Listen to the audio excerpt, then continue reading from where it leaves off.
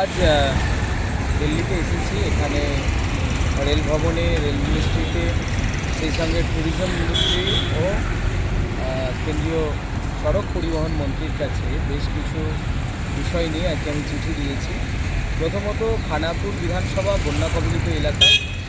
খানাকুলে অনেক নদী আছে, সেই নদীগুলোর উপরে ব্রিজ নির্মাণ জরুরি আছে। সেই সঙ্গে আমতার সঙ্গে NH-6-এর সঙ্গে যদি ঘাটালের যোগাযোগ স্থাপন করা যায়, বিশেষ করে সরাসরি যোগাযোগের ক্ষেত্রে অনেকটা মেলবন্ধন ঘটানো যায়। সেটা হচ্ছে আমতা NH-6 একদম খানাকুলের ওপর দিয়ে ঘাটালকে যদি সংযুক্ত করা যায়, তাহলে কিন্তু একটা সুন্দর ব্যবস্থা তৈরি হবে। তাতে করে মানুষের অনেকটা সময় কমবে হাওড়া, হুগলি, মেদিনীপুরের সাথে যোগাযোগ করা। এটা নিয়ে আমি কেন্দ্রীয় সড়ক পরিবহন মন্ত্রীর কাছে চিঠি দিয়েছি। তার সঙ্গে রাজা রামমোহন রায়ের যে জন্মভূমি, এই জন্মভূমিকে সুন্দরভাবে তৈরি করার ক্ষেত্রে সেখানে যেহেতু রাজা রামমোহন রায় আমাদের প্রথম রেলযাত্রী ছিল, সেই জন্য রেল মিনিস্ট্রিতে মন্ত্রীর কাছে আমি চিঠি দিয়েছি, যেটা হচ্ছে খানাকুলকে রেল মানচিত্রে জোড়ার জন্য।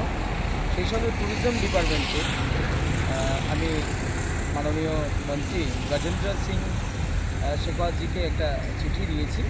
যে চিঠিতে রাজা রামমোহন রায়, ওনার জন্মভূমি, তার সঙ্গে খানাকুলের ঐতিহাসিক মন্দির ঘণ্টেশ্বর মন্দির, সেই সঙ্গে কামারপুকুর, যদি সারদা মায়ের জন্মভূমি তারকেশ্বর একসঙ্গে জুড়ে একটা ট্যুরিজম স্পট তৈরি করা যায়, সেখানে অনেক মানুষ উপকৃত হবে। সেটা যদি তৈরি করা যায় তাহলে অনেকটা লাভবান হবে খানাকুলের মানুষ। সেই সঙ্গে আরামবাগ সাব ডিভিশন একটা নতুন চিত্র পাবে, যাতে করে অনেক বাইরের মানুষ আরামবাগকে জানবে, রাজা রামমোহন রায়ের জন্মভূমিকে জানবে, তারা আসবে। সেই সঙ্গে বিভিন্ন যে মন্দির রয়েছে, বিশেষ করে কামারপুকুর, সারদা মায়ের জন্মভূমি, সব কিছু জানবে। তারকেশ্বরে আসবে, দেশের মানুষ আসবে, তাতে করে এখানে অর্থনৈতিক অবস্থার একটা পরিবর্তন ঘটানো যাবে।